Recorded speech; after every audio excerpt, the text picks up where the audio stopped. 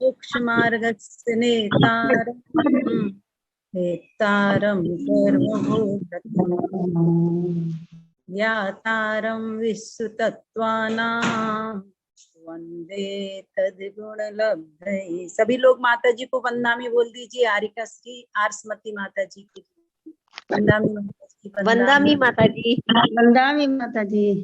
आई तो वंदामी माता जी, वंदामी माता जी, वंदामी माता जी, माता जी वंदामी। वंदामी माता जी। आगरा हाँ, बिहार करके पहुंची है माता जी। वंदामी माता जी, वंदामी माता जी। अभी रहने दे भैया, वृत्ति चल रही है। चलिए, उसको बोल देना चाहिए। मानसी पहले बोल दो सभी माता जी को कि हम आपके दर्शन कर रहे हैं। तो चलिए, ठीक है मानसी। अच्छा, हाँ, वंदामी माता जी। वंदामी माता जी, वंदामी माता जी। अच्छे से पहुंच गई आगरा? जी जी, चलिए ठीक। हाँ, बोलिए देवादिदेव 1008 श्री आदिनाथ भगवान की जय। देवादिदेव 1008 श्री पार्श्वनाथ भगवान की जय। बोलिए विश्व वंदनीय देवादिदेव 1008 श्री महावीर भगवान की जय। बोलिए प्रशांत मूर्ति आचार्य श्री शांति सागर छाणी महाराज की जय। बोलिए संत शिरोमणि आचार्य श्री विद्यासागर जी महाराज की जय। बोलिए गुरुनाम गुरु आचार्य श्री सुमति सागर जी महाराज की जय। बोलिए सराकोद्धारक षष्ठ पट्टाचार्य श्री ज्ञान सागर जी महाराज की जय। बोलिए आचार्य श्री गे सागर जी महाराज की जय। नमो। ओम ह्रीं जगत शांति कराय श्री शांतिनाथाय नमः। सर्वोपद्रव शांति में कुरु कुरु स्वाहा। ओम ह्रीं जगत शांति कराय श्री शांतिनाथाय नमः। सर्वोपद्रव शांति में कुरु कुरु स्वाहा। ओम ह्रीं जगत शांति कराय श्री शांतिनाथाय नमः। सर्वोपद्रव शांति में कुरु कुरु स्वाहा। ओम ह्रीं जगत शांति कराय श्री शांतिनाथाय नमः। सर्वोपद्रव शांति में कुरु कुरु स्वाहा। ओम ह्रीं जगत शांति कराय श्री शांतिनाथाय नमः। सर्वोपद्रव शांति में कुरु कुरु स्वाहा। ओम ह्रीं जगत शांति कराय श्री शांतिनाथाय नमः। सर्वोपद्रव शांति में कुरु कुरु स्वाहा। ओम ह्रीं जगत शांति कराय श्री शांतिनाथाय नमः।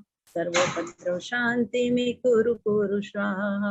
ओम ह्रीं जगत शांति कराय श्री शांतिनाथाय नमः। सर्वोपद्रव शांति में कुरु कुरु स्वाहा। बोलिए देवादिदेव 1008 श्री शांतिनाथ भगवान की जय। बोलिए आचार्य उमा स्वामी महाराज की जय। तत्वार्थ सूत्र ग्रंथ में 6वें अध्याय के मध्य आचार्य उमा स्वामी महाराज ने बहुत अच्छी विवेचना की है। यूं तो समस्त अध्यायों में तत्वों से संबंधित जानकारी विशद रूप से दी गई है, परंतु 6वां अध्याय छटा छटाया है। वास्तव में जैसा इसका नाम है वैसा ही यह अध्याय हम सभी के जीवन में कर्म बंधन की प्रक्रिया को किस तरह से हम रोक सकते हैं इसका ज्ञान करा रहा है। आइए, सुबह से लेकर रात तक हमारे द्वारा बहुत सारे अपराध होते हैं। कभी हम मन से करते हैं, कभी हम वचन से करते हैं, कभी हम काय से करते हैं, कभी हम स्वयं करते हैं, कभी हम दूसरे से कराते हैं, कभी करते हुए की अनुमोदना किया करते हैं, कभी क्रोध के वशीभूत होकर करते हैं, कभी मान के वशीभूत होकर करते हैं, कभी मायाचारी के वशीभूत होकर करते हैं और कभी लोभ के वशीभूत होकर के करते हैं। आप स्वयं जब रात्रि को सोते हो उस समय जीवन रूपी डायरी का लेखा जोखा करके सोया करो। किस तरह से लेखा जोखा करना? जिस तरह से एक व्यापारी प्रतिदिन कितना आया, कितना गया, कितना प्रॉफिट हुआ, कितना लॉस हुआ, आदि आदि का हिसाब किताब रखता है, उसी तरह से जीवन रूपी डायरी का भी लेखा जोखा हमें करना चाहिए कि मेरे द्वारा आज कितने अच्छे कार्य हुए हैं, मैंने आज कितने बुरे कार्य किए हैं। इस तरह का लेखा जोखा अगर हम प्रतिदिन का तैयार करते हैं और उसके अनुसार परसेंट देखते हैं, तो निश्चित रूप से हम अपने जीवन में पश्चाताप के माध्यम से कर्मों के बोझ को हल्का कर सकते हैं। सामायिक आदि का काल हमें अपने आप को गुहारने का काम है, अंतर मन को साफ करने का काम हम सामायिक में कर सकते हैं।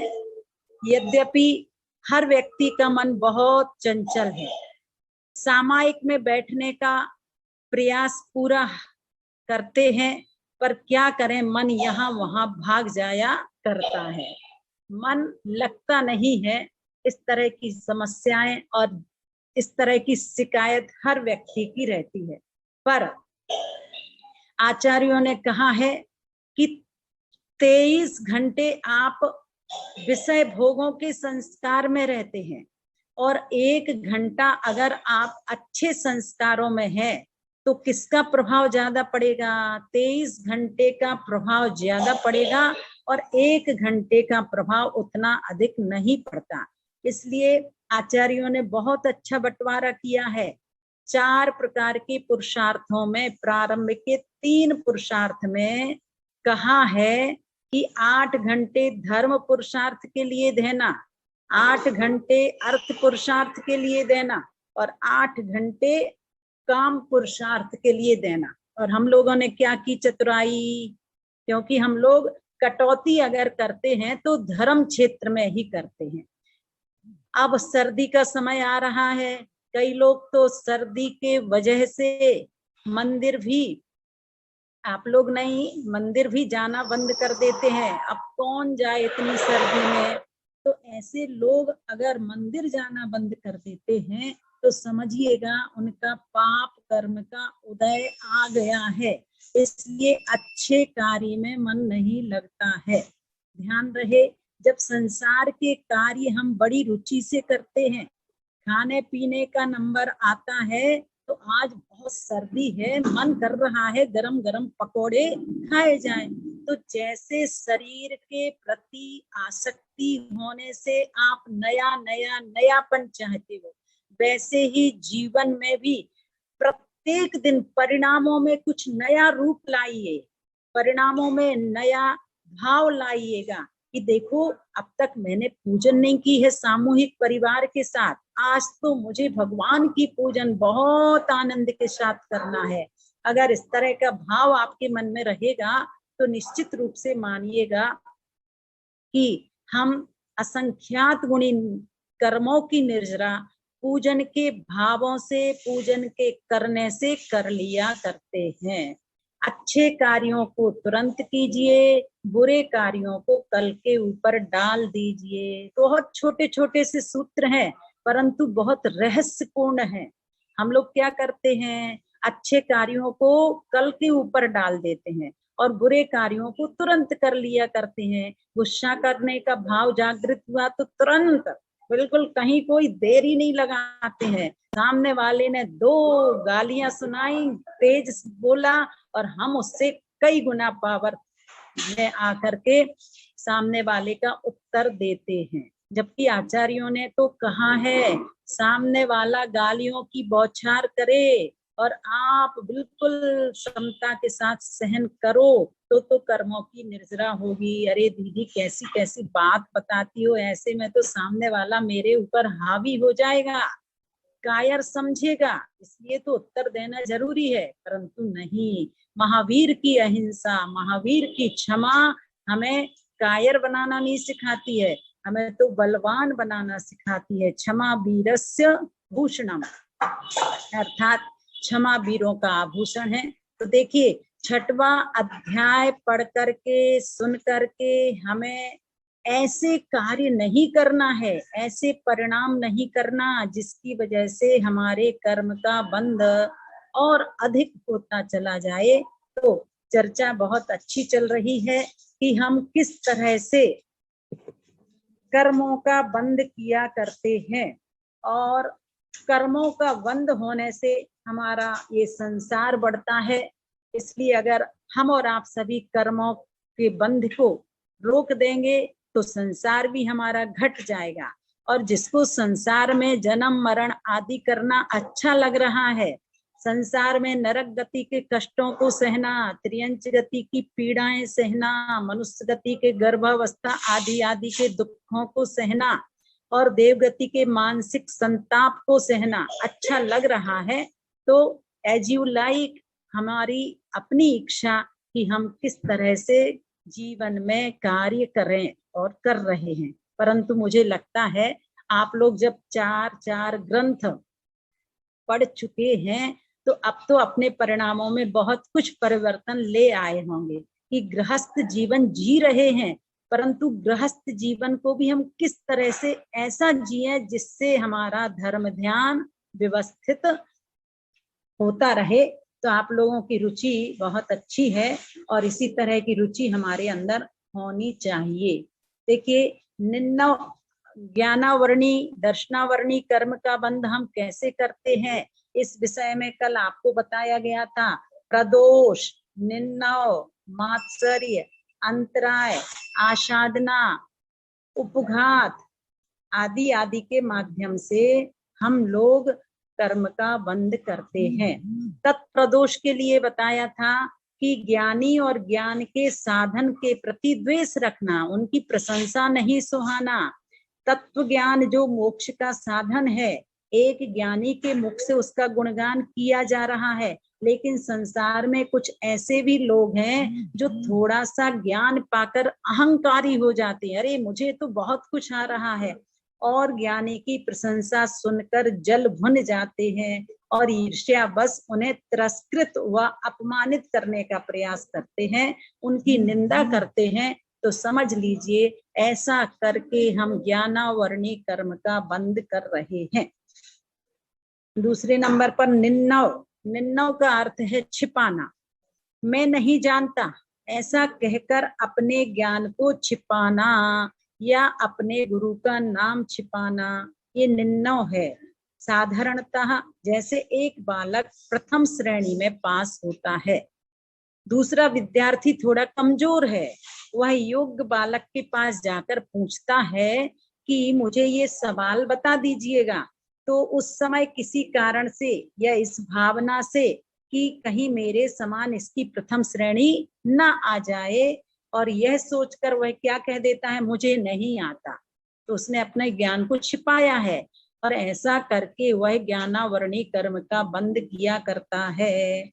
अब कभी कभी व्यक्ति ज्ञान प्रदान करने वाले अपने गुरु का नाम भी छिपा लिया करते हैं, क्योंकि अक्सर देखा जाता है कि कोई शिष्य गुरु के माध्यम से ज्ञान तो अर्जित कर लेता है, अच्छी वक्तृत्व शैली के कारण गुरु की अपेक्षा उसकी पूजा प्रतिष्ठा ज्यादा होने लग जाती है, तो अहंकार के कारण ऐसा नशा छा जाया करता है कि गुरु को गुरु मानने से इनकार कर देता है या गुरु का नाम पूछने पर उनका नाम छिपा लेता है। अगर इस तरह का भाव रहता है तो निश्चित ज्ञानावर्णी कर्म का बंध उस समय हम कर लिया करते हैं। जैसे भगवान महावीर का समवसरण कहाँ आया था? राजगृही। राजगृही में विप्लाचल पर्वत पर आया तो राजा श्रेणिक प्रभु की वाणी को सुनने के लिए जा रहे थे, तभी उन्हें रास्ते में एक सर्वांग सुंदर मुनिराज के दर्शन होते हैं, और मुनिराज के जब दर्शन हुए तो विनयावनत होकर राजा श्रेणिक उन महाराज श्री को नमस्कार करके कुछ तत्व चर्चा करते हैं। उनके ज्ञान से राजा बहुत प्रभावित होते हैं और उन्हें जिज्ञासा होती है कि जिस शिष्य का ज्ञान इतना श्रेष्ठ है उनके गुरु कितने ज्ञानी होंगे, है ना। तो बड़े आदर पूर्वक उनसे पूछते हैं, कृपया आप अपने उन गुरु का नाम बताइए जिन्होंने आपको इतना योग्य बनाया है। बस इतना सुनना था कि उन महाराज को अहंकार आ जाता है और वह अपने गुरु का नाम छिपा लेते हैं। इधर कुछ ही क्षणों में मुनिराज की धवल कंचन सी काया काली हो जाती। देखिए, तत्काल फल मिलने लग जाता है। उनकी जो काया थी वो तत्काल कंचन सी काया काली हो जाती है। श्रेणी की दृष्टि जैसे ही मुनिराज के चरणों में पड़ती है तो वह अचंभित रह जाते हैं और भगवान के समौचरण में पहुंचते हैं तो यही प्रश्न करते हैं, हे भगवान, अभी रास्ते में मैंने एक मुनिराज के दर्शन किए थे, तब उनकी काया इतनी सुंदर थी कामदेव के समान, और कुछ ही क्षणों में ऐसा कौन सा पाप कर्म का उदय आया कि उनकी कंचन सी काया काली हो गई। एक प्रभु के केवल ज्ञान में सब कुछ झलक रहा था। तो उन्होंने क्या कहा, रास्ते में घटी पूर्ण घटना को सुनाया और कहा, ज्ञान मद के कारण उन्होंने अपने गुरु का नाम छिपाया और इसी भाव में उन्हें अपने पाप कर्म का फल मिला और उनका शरीर का रंग काला पड़ गया और उनका ज्ञान भी मंद हो गया। इस संकट निवारण का एक ही उपाय है कि वह अपने गुरु के पास जाकर अपने कृत्य की निंदा गरहा करके प्रायश्चित लें। देखिए, कभी कभी हम लोग भी इस तरह का भाव अपने अंदर ले आते हैं। आपको विषय आ रहा है, गणित बन रहा है, पर स्कूल के जीवन में अगर इस भावना के साथ हम मना करते हैं कि ये मुझसे आगे बढ़ जाएगा, ऐसी भावना अगर हमारे मन में है तो हम ज्ञानावरणी कर्म का बंद कर रहे हैं। इसलिए क्या करना, ये विद्या रूपी जो धन है, जितना बांट सको बांटिएगा, और ये ऐसा धन है जितना बांटोगे उतना अधिक बढ़ेगा। इसलिए जीवन में कभी भी किसी को अगर किसी तरह का विषय नहीं आ रहा है तो हमें उसको बताना चाहिए। अब देखिए, मात्सर्य का मतलब क्या बताया था कि ज्ञान का, अब जिस ज्ञान का अभ्यास किया है है उसके बाद भी ईर्ष्या के कारण नहीं देना, है ना। जो ज्ञान देने योग्य है किंतु ईर्ष्या के कारण अगर हम किसी को नहीं बता रहे हैं तो गलत है। महात्मा गांधी जिस समय विदेश गए थे और जब भारत में लौट करके आए तो वह अपने आप को बहुत बड़ा ज्ञानी मानते थे। तब उनको किसी ने कहा कि चलिए आप मेरे साथ श्रीमद रायचंद्र जी के पास, और श्रीमद रायचंद्र जी एक बार किसी भी विषय को सुन लिया करते हैं तो उनको तुरंत याद हो जाता है। अब महात्मा गांधी को विश्वास नहीं हुआ, बोले चलो मैं चलता हूँ और उनका निरीक्षण करूंगा, परीक्षण करूंगा कि क्या ऐसे भी संभव है कि एक बार सुनने में और उनको हूबहू याद हो जाता है। तो जैसे ही महात्मा गांधी श्रीमद रायचंद्र जी के पास पहुंचे तो क्या हुआ, उन्होंने 33 अक्षर अलग अलग भाषाओं के दिए, कोई इंग्लिश, कोई फ्रांस, कोई आदि भाषा के, और तुरंत के तुरंत जब श्रीमद रायचंद्र ने महात्मा गांधी को सुना दिए तब जाकर के महात्मा गांधी ने कहा कि अरे मैं तो भूल में था कि मैं सबसे बड़ा ज्ञानी हूँ। तो कभी भी अपने ज्ञान का अहंकार नहीं करना। केवल ज्ञान जब तक नहीं हो जाता है तब तक सब छद्मस्त कहलाते हैं, अज्ञानी कहलाते हैं। थोड़ा सा ज्ञान होने के बाद अगर हम अपने आप को अहंकारी समझ लेते हैं तो उससे हमारा ही ज्ञान कम होता चला जाएगा। अरे मैं कुछ नहीं जानता, जो कुछ है सब गुरु की कृपा का परिणाम है, ऐसा सोच करके सतत अपने आप में ज्ञान के प्रति लालसा और रुचि रखनी चाहिए। अब अंतराय का भी बताया था कि ज्ञान प्राप्ति में विघ्न उपस्थित करना, ज्ञान का विच्छेद करना, पढ़ते हुए की पुस्तक छीन लेना, पुस्तक फाड़ देना या पुस्तक को छिपा देना, कोई अध्ययन कर रहा हो तो उसके बीच में जाकर जोर जोर से बात करने लग जाना ताकि उसको एकाग्रता खंडित हो जाए उसकी, तेज आवाज में टीवी चलाना, पढ़ते हुए बालक के कमरे की बिजली बंद कर देना, किसी संत का धर्मोपदेश चल रहा है और हम लोग बैठ करके आपस में अपनी बातें करना शुरू कर देते हैं, तो ये भी गलत है। और सभा में आगे जाकर के महाराज जी के पास नमोस्तु महाराज जी नमोस्तु, देखिए प्रवचन चल रहा हो तो अनुशासन का परिचय देना चाहिए, क्योंकि हमारे नमोस्तु करने से अगर सामने वाले का उपयोग चेंज होता है तो ये भी अंतराय कर्म का बंधन, ज्ञानावरणी कर्म के बंधन में माध्यम बनता है। महाराज श्री की दृष्टि शास्त्र से हटकर उन सज्जन पर चली गई, सब लोगों की दृष्टि भी उन पर चली गई। इस प्रकार ज्ञान में बाधा डालकर भी हम ज्ञानावरणी कर्म का बंध कर लिया करते हैं। दीदी पहले करते थे, अब नहीं करते हैं ऐसे। अब तो समझदार हो गए हैं सब लोग। नहीं दीदी, गुरुजी के सामने करते थे। जैसे मंदिर जी में श्री जी का अभिषेक हो रहा है ना, और आकर ठीक सामने खड़े हो जाएं तो इससे भी ज्ञानावरणी कर्म का बंद होगा। क्यों? क्योंकि दूसरे लोगों को भगवान के दर्शन नहीं हो रहे और ना ही वो अभिषेक देख पा रहा है, तो ये भी ज्ञानावरणी कर्म के बंध में माध्यम है। अब आसाधना, वैसे महाराज जी तो कहते थे कि सामने खड़े होकर दर्शन वैसे भी नहीं करने चाहिए, अकेले में भी साइड से देखिए होने चाहिए, दाएं बाएं साइड खड़े होकर के दर्शन करना चाहिए।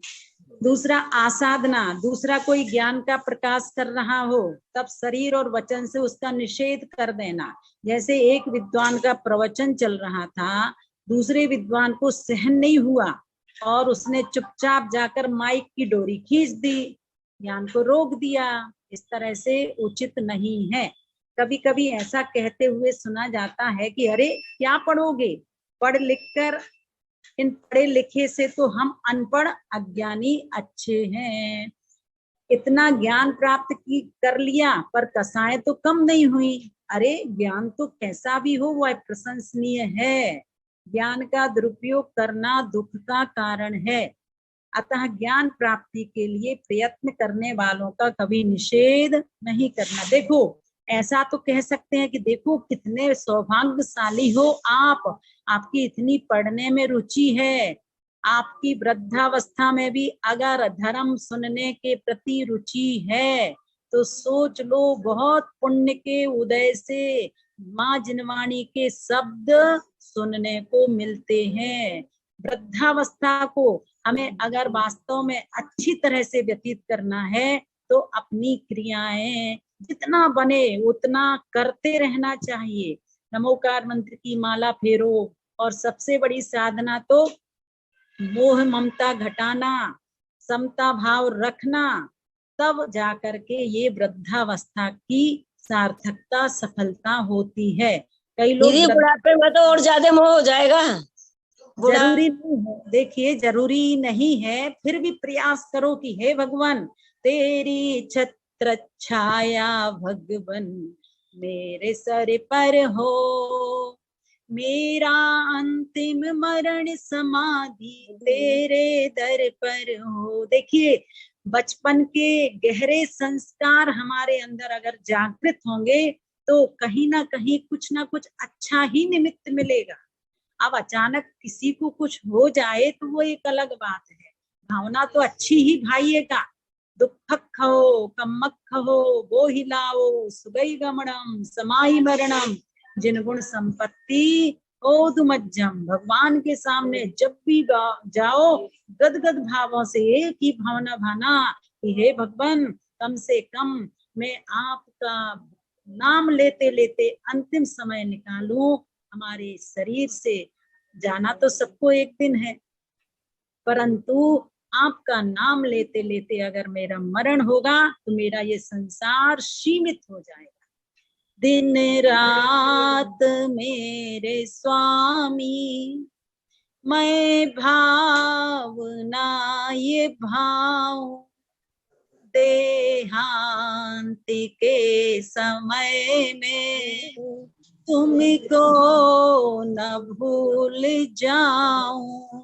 बस एक ही भावना है, हे भगवान इस जिह्वा से आपका ही नाम निकले, अगर मैं नहीं बोल पाऊं तो सामने वाला मुझे अरिहंत सिद्ध नमो अरिहंताणम ओम आदि शब्दों का उच्चारण सुनाता रहे तो मेरा जीवन उस समय भी धन्य हो जाएगा। तो सबको अच्छी भावना। हाँ जी दीदी, ओम का तो ओम में तो पंच परमेष्टि गर्भित हैं और हाँ रीम में 24 भगवान गर्भित हैं और आरंभ में दीदी अरहम तो मात्र अरिहंत का ही प्रतीक है। अरिहंत परमेष्टि का अरहम शब्द प्रतीक है ना। अरहम आरंभ में अरंत परमेष्टि। हाँ हाँ हाँ अरहम अरहम कहो शायद अरिहंत कहो, तो ये अरिहंत परमेष्टि का जहां तक प्रतीक है। अगर कुछ इसका आज पूछ रहा अगर था, इसका कुछ और अर्थ होगा तो बता देंगे देख कर। हमारे से आज कोई पूछ रहा था, हमने कहा दीदी से पूछ के बताएंगे। अरहम नमः ओम हाँ। अरहम नमः। तो हाँ। अरहम है ओम शब्द तो पंच परमेष्टि का प्रतीक है और अरहम जहां तक तो सिद्धों का बता रहे शायद दीदी पढ़ने में शायद सिद्धों का बता रहे। फिर भी हम देखते हैं उसमें नमोकार मंत्र एक अनुचिंतन, उसमें प्रत्येक बीजाक्षरों का अर्थ दिया हुआ है। देख करके जी जी जी बहुत अच्छा। अब देखिए हम अपने दैनिक जीवन में जाने अनजाने में भी ज्ञानावरणी कर्म का बंद करते हैं। जैसे अखबार में जिनवाणी के अक्षर होते हैं, देखिए ये भी बहुत अभिनय होती है। न्यूज़पेपर आदि आदि में कई लोग दीदी दीदी हमारे से भी गलती होती है, उसमें कचरा भरकर फेंक देना, भोजन करना आदि। कई लोग न्यूज़पेपरों में भी भोजन आदि करते हैं, तो माँ जिनवाणी के ही तो अक्षर हैं, इसलिए उससे भी ज्ञानावरणी कर्म का बंद होता है। प्लेन पेपर पर ये गलती हम भी करते हैं। हाँ बहुत अधिक होती है। से तो शिक्षा भी पूछा जाता है जी पोस्टर, टिकट, इनलेट लेटर आदि को थूक से चिपकाना, कालीन, पायदान आदि पर स्वागतम आदि अक्षर लिखे होते हैं, उन पर पैर रख करके बढ़ जाना, साड़ी, वस्त्र, टॉवल, रूमाल आदि पर शब्दों धोने आदि से भी ज्ञानावरणी कर्म का बंद होता है। हम लोग तो बच्चों को सब लिखे हुए कपड़े आदि यूज करते हैं, तो ये सारा कर्म बंधन की प्रक्रिया है। इसलिए भैया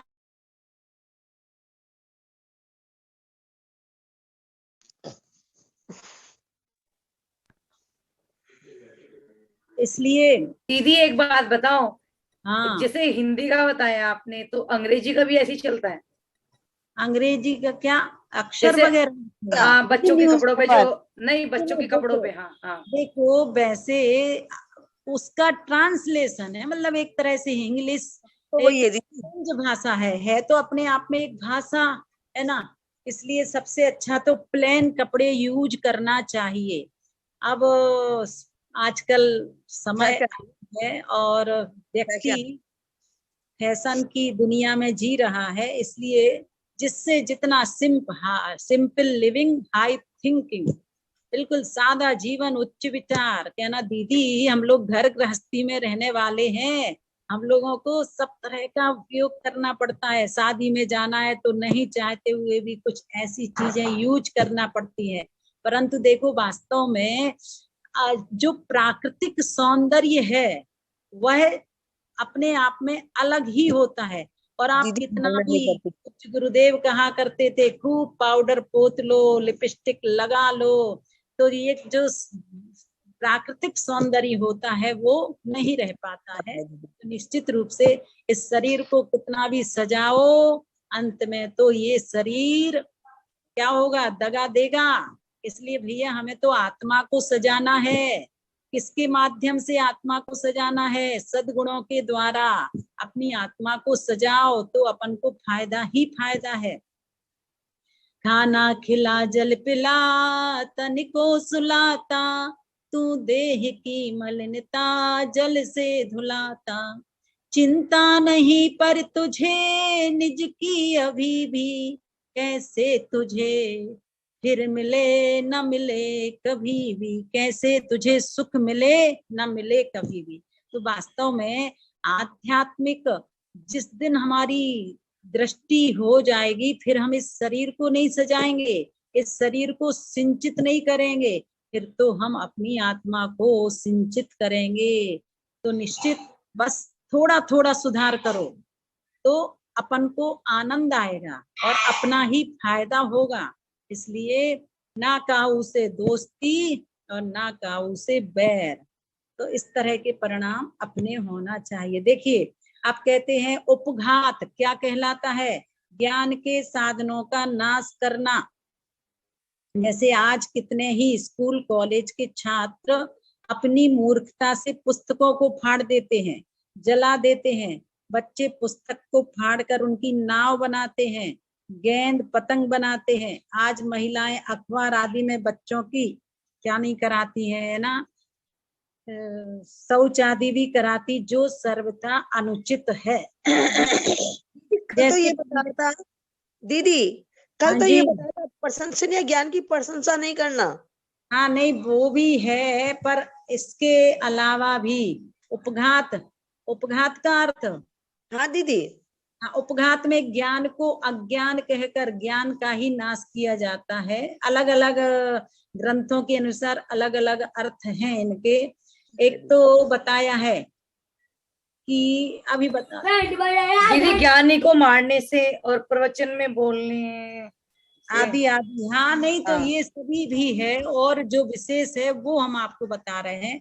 जैसे पंडित प्रवर टोडरमल जी की अनोखी विद्वत्ता से कुछ लोग निरंतर जलते थे। बताया था ना कि जैसे पंडित टोडरमल जी साहब को किस तरह से वो करवा दिया गया था, और जयपुर नरेश उन्हें बहुत सम्मान देते थे।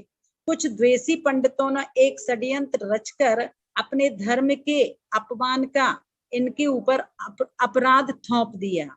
जयपुर नरेश ने उन्हें सांप्रदायिकता वश क्या कर दिया था, हाथी के पैर के नीचे दबा देने का मृत्यु दंड सुना दिया।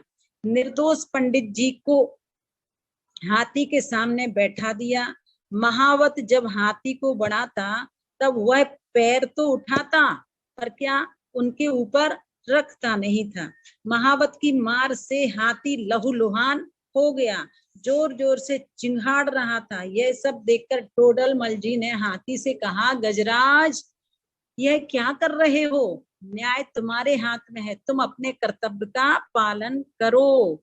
और सुनते ही हाथी ने उनके पेट पर पैर रख दिया और उनके प्राण पखेरु उड़ गए। तो ज्ञानी को मरवा देने से भी उपघात दोष लगा। इसके अलावा भी देखिएगा, कल भी बताया था, आचार्य उपाध्याय के साथ शत्रुता रखना, अकाल में अध्ययन करना, अरुचि पूर्वक पढ़ना, पढ़ने में आलस्य करना, व्याख्यान को अनादर पूर्वक सुनना, बहुश्रुत का अपमान करना, ख्याति पूजा आदि की इच्छा से असंबद्ध प्रलाप करना, सूत्र के विरुद्ध व्याख्यान करना, कपट से ज्ञान का ग्रहण करना और आजीविका के लिए शास्त्र आदि बेचना, ये सभी ज्ञानावरणी कर्म के बंध में कारण बनते हैं। इन्हीं कारणों से हमारे ज्ञान पर आवरण पड़ता है कि त्रिकालवर्ती समस्त पदार्थों को जानने देखने की योग्यता रखने वाली आत्मा आज अपनी पीठ पीछे रखी हुई वस्तु को भी नहीं देख पाता। ये क्या है? ज्ञानावरणी कर्म का हमारे ऊपर ऐसा आवरण है कि हम अपने पीठ के पीछे क्या है इसको भी नहीं समझ पाते हैं। यानी हमारी केवल ज्ञान रूपी जो संपत्ति है उस पर आवरण किसने कर लिया? कर्म रूपी सरकार ने कब्जा कर रखा है। तो इस तरह से हमें अपने जीवन में प्रयास करना है कि ज्ञानियों का अभिनय नहीं करें हैं, तो इन्हीं परिणामों से दर्शनावरणी कर्म का बंद करते हैं। और साथ ही साथ बताया था कि जो लोग इनमें बहुत अधिक ज्ञाना दर्शनावरणी कर्म का बंद अधिक किया करते हैं। देखिए, लेटना अलग बात है, शरीर को विश्राम देने के लिए अगर थोड़ी देर के लिए आप लेट जाते हो तो अलग बात है, पर रोज रोज दिन में सोने की आदत डालना ये भी उचित नहीं है। वृद्धावस्था में लेटे रहते हैं, वो एक अलग बात है कि भाई हमारा शरीर साथ नहीं दे रहा है। बहरे, लूले, लंगड़े, गूंगे, अंधे व्यक्तियों को देखकर उनका मजाक बनाना, उनका तिरस्कार करना, ये दर्शन करने कर्म के बंध में कारण है। आवाज बंद कीजिए, किसकी आवाज खुली है? अच्छा जी। और इसके साथ ही साथ कान, नाक, आंख, जीभ, त्वचा आदि पंचेंद्रियों का दुरुपयोग करना, देव शास्त्र गुरु के दर्शन में मात्सर्य करना, देव और गुरु के दर्शन, इंद्रियों का धीरे धीरे बोलिए ना। अच्छा जी, लिखना है क्या? हाँ, लिख रहे हैं। अच्छा दिव्यांग जी। लोगों को देखकर उनका मजाक उड़ाना दर्शनावरणी कर्म का बंध होता है। फिर क्या बोला आपने? फिर बताया था कि पंचेंद्रियों का दुरुपयोग करना, मतलब जो इंद्रियां प्राप्त हुई हैं उनका दुरुपयोग करने से, देव शास्त्र गुरु के दर्शन में अंतराय डालने से, किसी के चक्षु को उखाड़ देने से, अंधे को अंधा नहीं कहना। अंधे को अंधा कहोगे तो वास्तव में उसको दर्द भी होगा, उसको पीड़ा होगी, इसलिए सूरदास जी आदि कहकर पुकारना। इंद्रियों का अभिमान करना, देखो मेरी आंख कितनी अच्छी है, सामने वाले की आंख अच्छी नहीं है।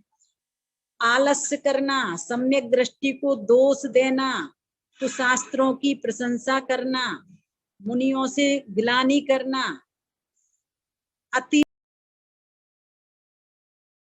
लेना, इस तरह से ये दर्शनावरणी कर्म के आश्रव में कारण बनते हैं। तो देखो एक बात और, किन किन कार्यों को करने से बहरे होते हैं? जो परनिंदा, विकथा तथा मिथ्या शास्त्र आदि सुनते हैं। देखिए हमें पता नहीं चलता, कर्म उदय में आ जाते हैं। कैसे? जो व्यक्ति दूसरे की निंदा करता है, विकथा सुनता है, चाहे वो राज्य संबंधी हो, चाहे स्त्री कथा संबंधी हो, चाहे भोजन कथा संबंधी हो, इन सब विकथाओं को सुनता है या मिथ्या शास्त्रों को सुनता है, उससे असत्य और खोटे वचन बोलते हैं।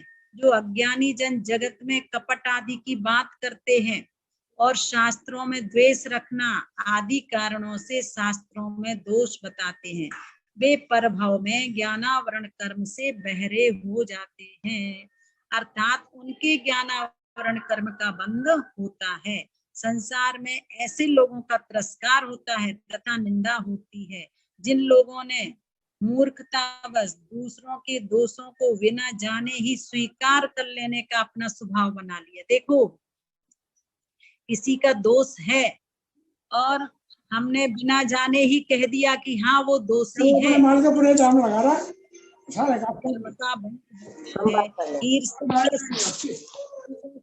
एक कार्यक्रम बना रखा है। ये शास्त्री कुत्सित कथाओं को सुनने का अभ्यास सा बना लिया, केवली संग और धर्मात्माओं को दोष लगा देने का काम ठान लिया है। वे ज्ञानावरणी कर्म के उदय होने से बहरे हो जाया करते हैं।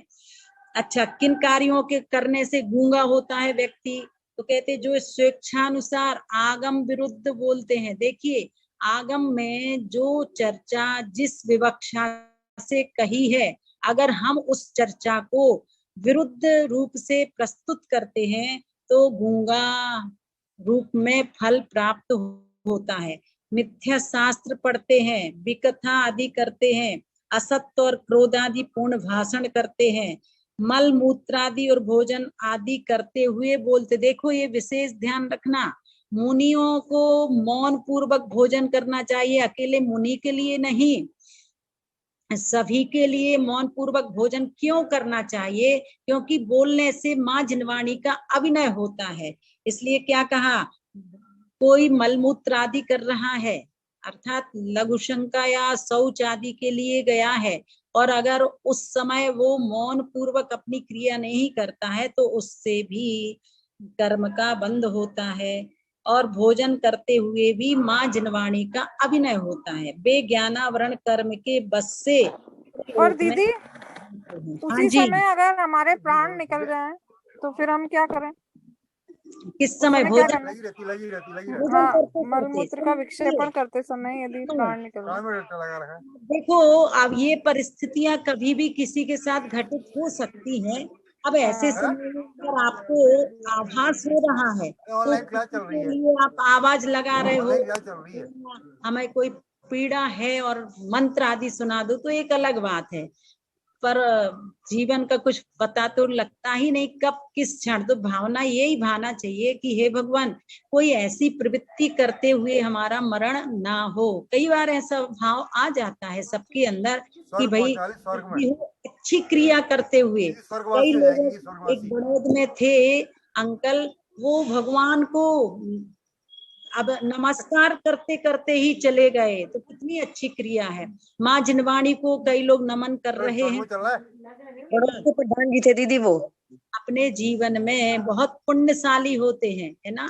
चलिए, अब कहते हैं जो लोग व्यर्थ ही स्त्री चर्चा आदि विकथाओं को प्रतिदिन कहा करते हैं और पाप शास्त्रों को पढ़ते पढ़ाते हैं, ऐसे ऐसे शास्त्र जिनमें पाप बढ़ाने वाली बातें कही गई हैं, अपनी इच्छानुकूल यश और प्रतिष्ठा प्राप्ति के लिए अस्थिर चित्त होकर, श्रद्धा एवं विनय से रहित होकर जैन शास्त्रों को स्वयं बाँचते हैं, धर्म सिद्धांत के परमोत्तम तत्वार्थों को कुतर्कों के द्वारा दूसरों को समझाने में तत्पर रहते हैं, वे ज्ञान रहित मूर्ख ज्ञानावरणी कर्म के उदय होने के फल से बोलने में असमर्थ होते हैं। देखिए, इस तरह से बहुत सारी चर्चाएं हैं।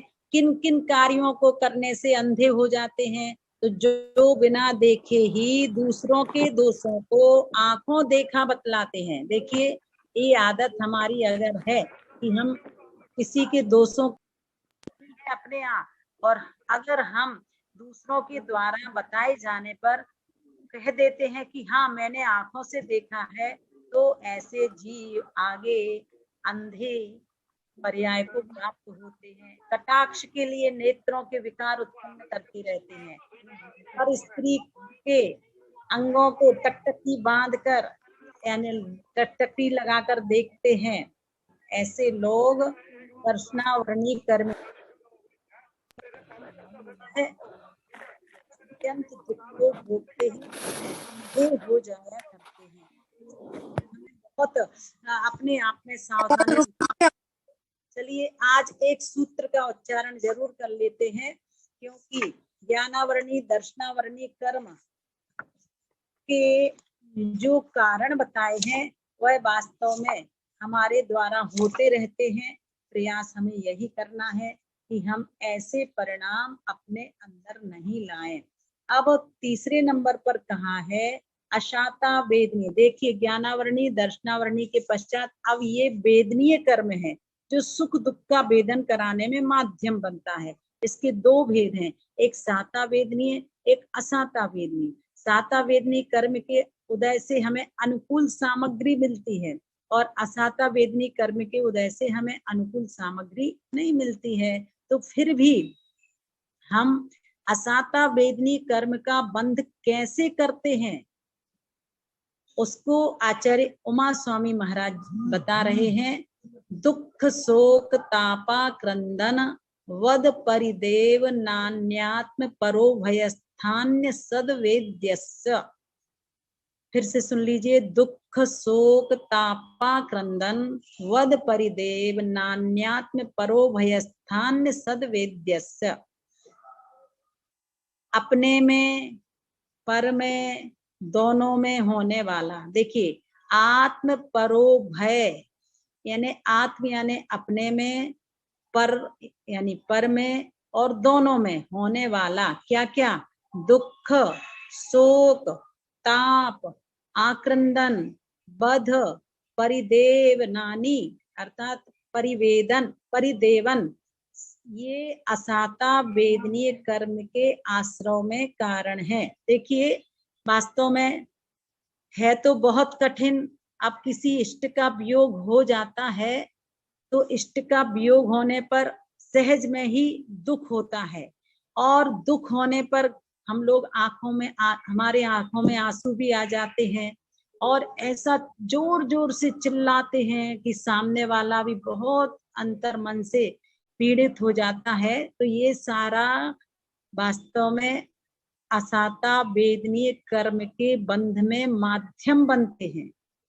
देखो, दुख पीड़ा रूप आत्मा का जो परिणाम है वो दुख है।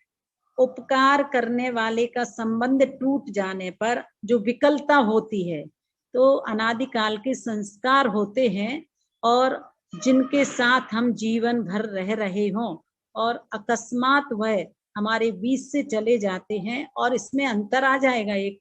एक तो देव शास्त्र गुरु का वियोग होना और एक रागी आदि आत्माओं का वियोग होना, उसमें अंतर आ जाएगा। परंतु फिर भी अपवाद आदि के निमित्त से मन के खिन्न होने पर जो तीव्र पश्चाताप होता है वह ताप कहलाता है। पहले दुख, शोक का मतलब क्या है? उपकार करने वाले का संबंध टूट जाने पर जो विकलता होती है वो शोक कहलाता है। और अपवाद आदि के निमित्त से मन के खिन्न होने पर, मान लीजिए हमारे कोई ऐसे कर्म का उदय आया कि अपवाद हो रहा, तो उस समय अपने मन में जो खेद खिन्नता होती है, तीव्र पश्चाताप होता है, वह ताप कहलाता है। और आक्रंदन, परिताप के कारण जो आंसू गिरने के साथ विलाप आदि होता है, खुलकर रोना, कभी कभी होता है ना, बहुत तेजी से रोते हैं, तो वो आक्रंदन है। आयु, इंद्रिय, बल, श्वासोच्छ्वास का पृथक कर देना, ये बध है, किसी का बध आदि कर देता है। अत्यंत दुखी होकर ऐसा रोदन करना जिसे सुनकर सुनने वाले के हृदय द्रवित हो जाते हैं, तो ये परिदेवन कहलाता है। ये दुखी आप करे, दूसरे को करावे और आप और पर दोनों को करें, ये तीनों ही आश्रय के कारण हैं। विशेष, यद्यपि शोक आदि दुख के ही भेद हैं, ये सब वैसे देखा जाए तो दुख के ही पर्यायवाची शब्द जैसे हैं, पर प्रत्येक की परिभाषा अलग अलग बताई गई है। तो निश्चित ये परिणाम असाता वेदनीय कर्म के बंध में माध्यम बनते हैं या आश्रय कराने में माध्यम बनते हैं। तो निश्चित रूप से हमारे जीवन में विपरीत प्रसंग मिलने पर हमें समता रखने की साधना करना है, परंतु असाता वेदनीय कर्म के बंध को हम लोग बहुत निमंत्रण देते हैं। ये शहद लपेटी तलवार की तरह है ना। जैसे शहद लपेटी हुई तलवार अगर किसी को या कुछ भी करता है तो पहले तो वो मीठी मीठी लग रही है, परंतु बाद में क्या करते हैं, वो कट जाती है जिह्वा। तो निश्चित रूप से जिसके उदय से जीव को अनेक प्रकार के रोगों की पीड़ा सहन करनी पड़ती है, नरक त्रियंच का शरीर मिलता है, ये सब असाता वेदनीय कर्म से। दरिद्रता मिलती है, कुरूपता मिलती है, कर्कशा स्त्री मिलती है, पुत्र कुपुत्र मिलता है, पग पग पर अपमान सहन करना पड़ता है, अपना ही मित्र अपने को धोखा देता है, गाड़ी मिली है लेकिन वही गाड़ी दुर्घटना का कारण बन जाती है, गलती ना करने पर भी लोग झूठा दोष लगा देते हैं, व्यापार करने पर भी लाभ नहीं होता, भलाई करने पर भी बुराई मिलती है। ये कई लोग कहते हैं क्या करें दीदी, हम सबके प्रति अच्छा सोचते हैं पर हमारे साथ अच्छा क्यों नहीं होता है। तो देखो, पहले का कोई ऐसा कर्म हमने बांधा होगा कि आज हम अच्छा कर रहे हैं, परंतु सभी लोग हमें अच्छा नहीं कह रहे हैं। इसका कारण ये सब असाता वेदनीय कर्म का उदय है। और जिसके उदय से जीव अच्छी बुद्धि पाता है, देव मनुष्य का शरीर पाता है, समृद्धि पाता है, सुंदर रूप पाता है, यश प्रतिष्ठा पाता है, निरोग स्वस्थ शरीर पाता है, वो साता वेदनीय कर्म है। इसके लिए आचार्य नेमी चंद्र स्वामी ने कर्मकांड ग्रंथ में शहद लपेटी तलवार का उदाहरण दिया है। तो क्यों, तलवार की धार पर लगे हुए शहद को चाटने से मिठास का अनुभव होता है, ठीक है, वो साता वेदनीय कर्म हो गया, पर जैसे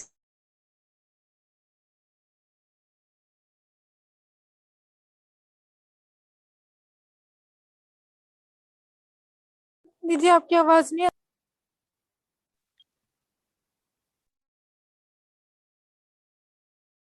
वेदनी कर्म के कारण तो बाद में बताएंगे, पहले असाता वेदनी कर्म हम कैसे बांधते हैं। अगर किसी को रोग आ गया और वो बहुत अधिक आकुलित व्याकुलित हो रहा है, रो रहा है, चिल्ला रहा है, तो सोच लो वो आगे के लिए भी असाता वेदनी कर्म का बंध कर रहा है। इसलिए क्या करना, कर्म के उदय में चाहे पीड़ा संबंधी कोई फल मिल रहा तो समता, बस एक ही साधना जैन दर्शन कहता है, समता भाव रखो तो आगे के लिए भी कर्म नहीं बंधेंगे और पहले किए हुए कर्मों का फल अगर समता से भोगेंगे तो कर्म की निर्जरा तो होगी ही नहीं होगी। अब कहते हैं दुख यानी पीड़ा रूप परिणाम। दीदी तो दीदी कई बार इतनी बेचैनी हो जा तो हाँ, उसमें क्या किया जाए? देखिए, देखो कर्म की तीव्रता जब होती है तो बेचैनी तो होगी होगी। अब शारीरिक पीड़ा सहन नहीं हो रही है मान लीजिए, तो सहने वाली की शक्ति के ऊपर निर्भर करता है।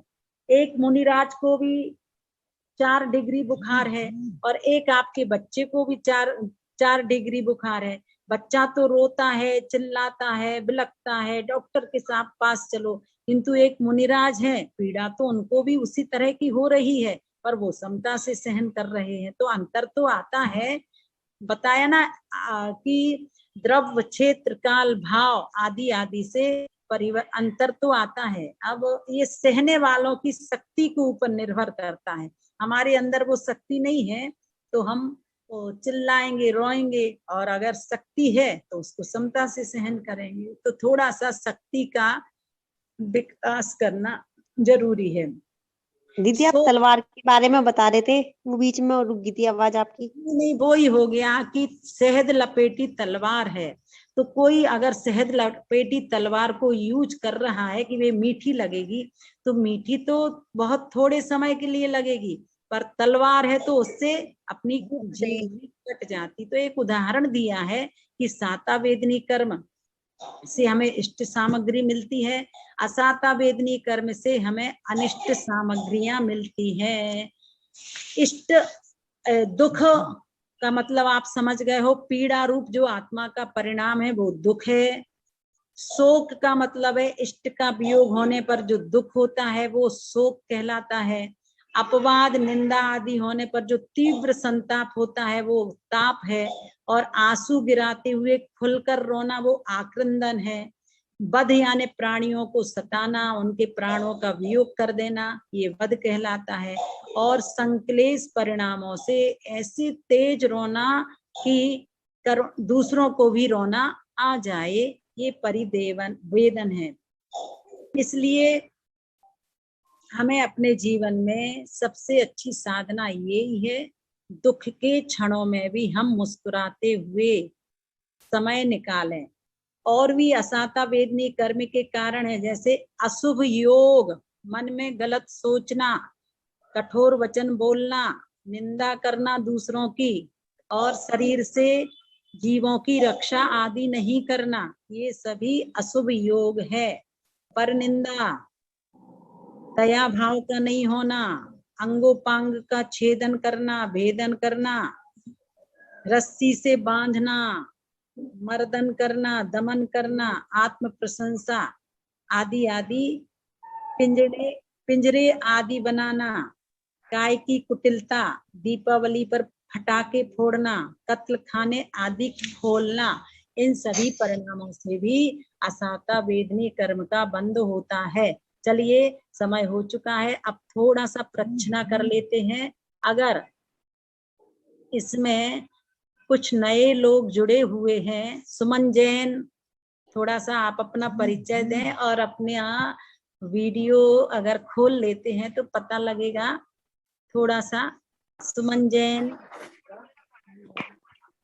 अच्छा जी, जय जिनेन्द्र जी जी जी, आपको समझ में आ रहा कि नहीं? अपनी आवाज खोलिएगा, अपनी आवाज खोलिए, आवाज खोलिए दीदी दीदी ये जीवाजी यूनिवर्सिटी में वो है जो दीदी आप मुझे मिले फार्मा हैं। की।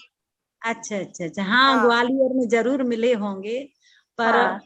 आपको आज समझ में आया कि नहीं? हाँ जी, हाँ जी, हाँ जी। बहुत अब अच्छा स्टार्ट है। किया है, थोड़ा थोड़ा मेरे को टाइम लगेगा, नहीं लेकिन कोई धीरे बात धीरे नहीं। आ जाएगा। अभी इस अध्याय में बहुत ही अच्छी जानकारी दी जा रही है कि हम किन किन परिणामों से कैसे कैसे कर्म का बंध किया करते हैं। तो आपको थोड़ा सा अगर 8 कर्मों के नाम याद हो तो बता सकती हैं क्या? कौन से 8 कर्म हैं? 8 कर्म एग्जैक्टली तो याद नहीं है। फिर भी ज्ञानावर्णीय, दर्शनावर्णीय, वेदनीय, मोहिनीय, मोहनीय, आयु, लिखा नाम, हुआ है। गोत्र, अंतराय। कोई बात नहीं, देखिए आज अभी पहला पहला दिन है, इसलिए थोड़ा सा समझने में टाइम, पर अपन को समझना है ना? यस।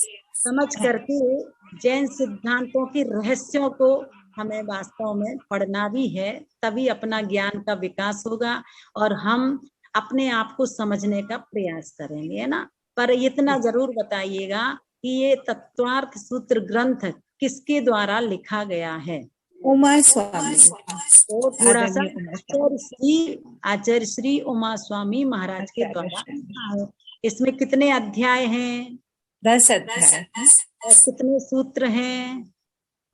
357। 42। नहीं नहीं, 357 है अच्छा, ना?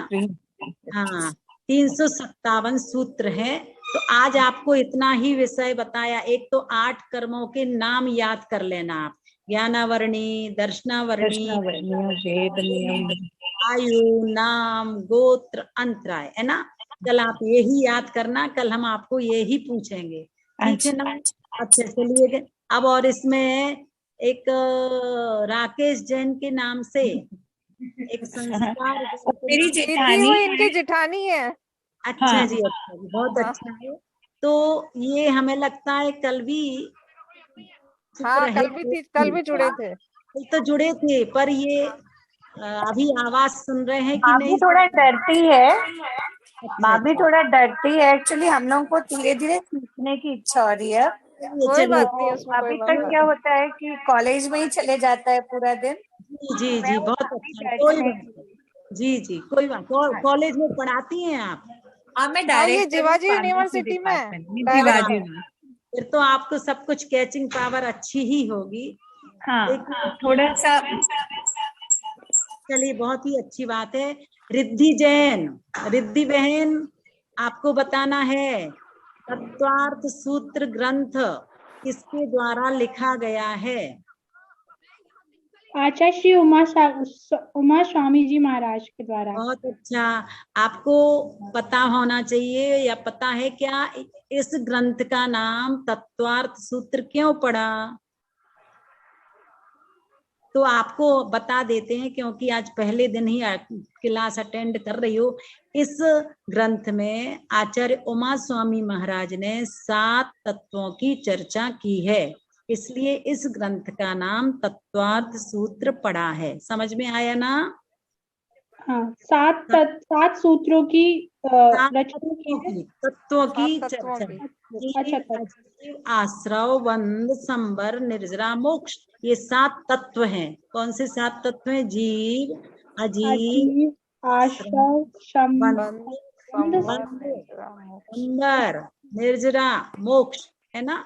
तो कल आपको 7 तत्वों के नाम याद करके आना है। जीव, अजीव, जीव तो अपन है ही, और ये जो शरीर है वो अजीब है ना? तो इस जब आत्मा के राग द्वेष रूप परिणाम होते हैं तो हमारे कर्म बंधते हैं, तो वो हमारी आत्मा के अंदर आ जाते, तो वो आश्रव है ना? और आत्मा के प्रदेश, कर्म के प्रदेश एक में एक हो गए तो वो बंध कहलाता है। हम कल और इसको बताएंगे। और संबर, निर्जरा, मोक्ष, इस तरह से कल 7 तत्वों के नाम आपको याद करके आना है। अच्छा जी, हाँ। और इसमें कौन है नए लोग? आप सभी लोग वो ही हैं, संस्कार। दीदी ये तो संध्या है। अच्छा जी, संध्या जी, क्या बात है, बहुत दिन से आप संध्या बताओगी? दीदी वंदना। जय जिनेन्द्र। हाँ दीदी इसके एब्सेंट लगा दो। चलिए, तो क्या पनिशमेंट दे दें आपको? बस यही है कि जहां तक हो दीदी आंख बंद करे तो गुरु के दर्शन हो जाए, पनिशमेंट दे तो। तो आंख बंद करके भगवान तो का आशीर्वाद हो गया। जी जी, गुरु का स्मरण तो हमेशा ही रखते हैं। कोई बात नहीं, जितना आप समय धार्मिक अध्ययन में देती हो वो भी अच्छा है। चलिए, अब आपको बताना है, सुनिए, आपको बताना है। पैरी की साट लगा दो। दीदी हाँ, दीदी इसे आशीर्वाद दे दो, इसके बेटे के डेंगू हो रहा है। अच्छा, तबीयत ज्यादा खराब है क्या? नहीं। अब चलिए चलिए, अभी गुरु चरणों की वंदना करा देते। ओम ह्रीम नमो हरते सर्व रक्ष रक्ष ओम फट स्वाहा। उसको अलग से बात कर लेंगे हम। चलिए, अब हमें लगता है टाइम हो रहा है। बस मधु भाभी जी आप बताइए जल्दी से, ज्ञानावरणी कर्म का बंध हम किन परिणामों से करते हैं?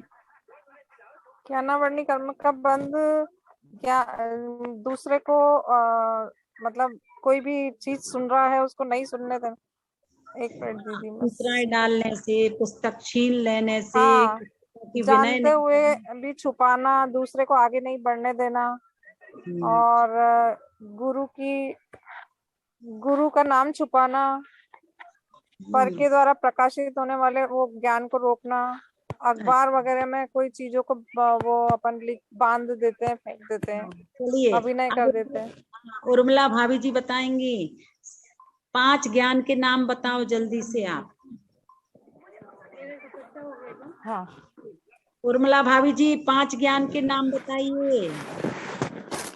दीदी जब तक हम बता दें। हाँ चलिए, आप बता दीजिए। ज्ञान, अवधि ज्ञान, मन पर्याय ज्ञान, केवल ज्ञान। अच्छा जी, अच्छा जी, संगीता जी बताएंगी। संगीता जी आपको बताना है 5 भावों के नाम। दीदी मैं बता दूं? अभी रुक जाओ, अभी रुक जाओ। हाँ, संगीता जी बताएंगी 5 भाव के नाम। दूसरे, आवाज खोलिएगा, आपकी आवाज नहीं आ रही है। औपसमिक, औपशमिक, छायिक, छायोपशमिक, औदैहिक और पारिणामिक। हाँ। अब संगीता जी बताएंगी दूसरे गुणस्थान में कितने भाव हैं? 32 है। कौन कौन कम हो गए? 32 भाव है।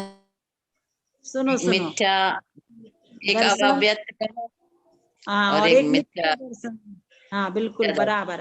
अब सुशीला बाई बताएंगी 6 ढाला में मंगलाचरण कौन सा आया है? 3 भुवन में सार, बोलो। 3 भुवन में सार, वीतराग विज्ञानता, शिव स्वरूप शिव का, नमो त्रयोग समाल के। हाँ, अब बताना नरक में कौन सी नदी है?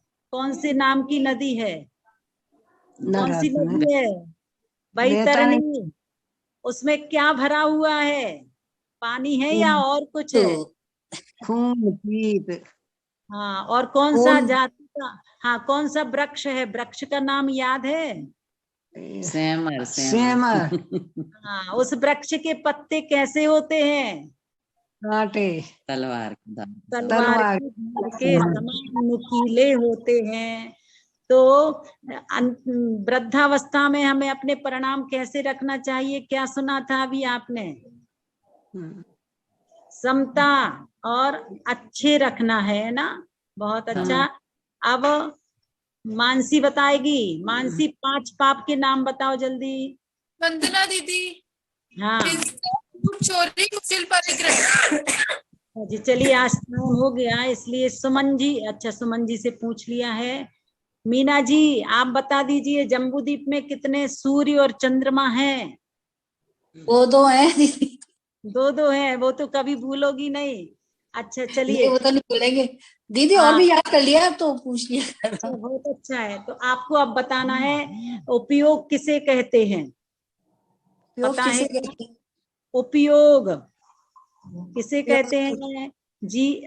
चैतन्य अनुविधायी परिणाम उपयोग। आत्मा के साथ रहने वाला जो परिणाम है वही उपयोग है।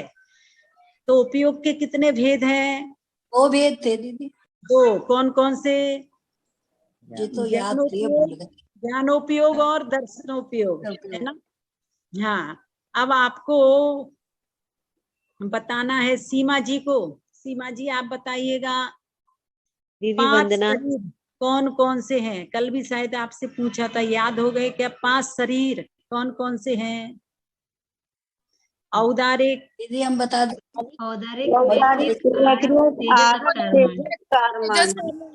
हाँ चलिए सीमा जी आप बताइएगा कि 8 कर्मों में 4 कौन से कर्म घातीय कर्म हैं?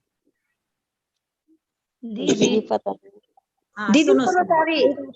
पता नहीं है वो, इसलिए तो आपसे पूछा है। ज्ञानावरणी,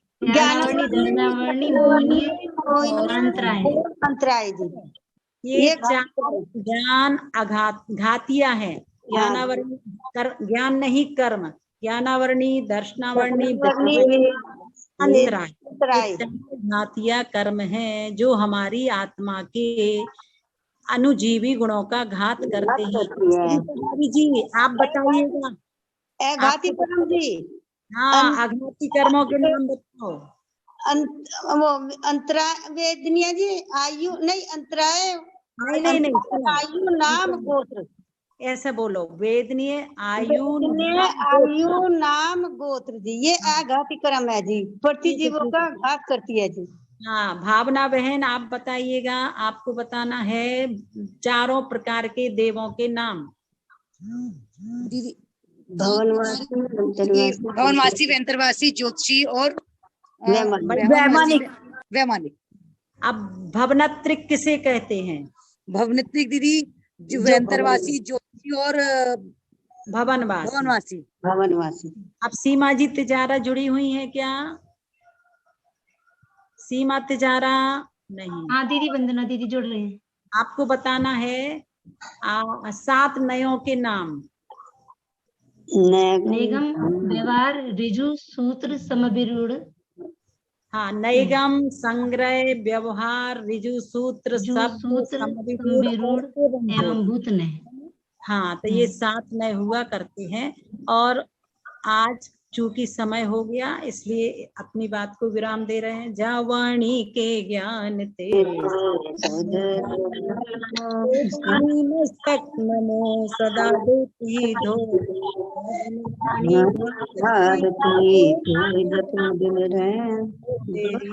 शरणा गए सो पावे सुख चैन भजो अरिहंत को दया पालो सदा यही मोक्ष का पंथ।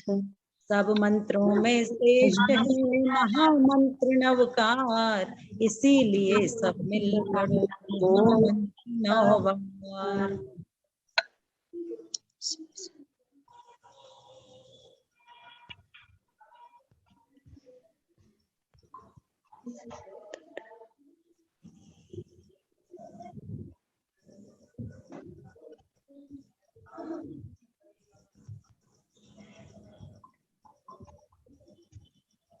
दीदी को कौन पाऊंगा बच्चे को?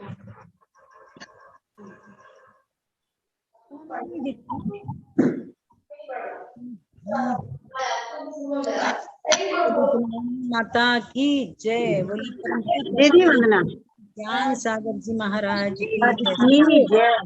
ये बताइएगा दिन में 2 बजे आप लोग दिन में 2 बजे पढ़ना ठीक समझ रहे हो या 7 बजे ही? 2 बजे दीदी शाम को सही है दीदी ये समय सही है। शाम का समय। हाँ जी, शाम का 7 बजे।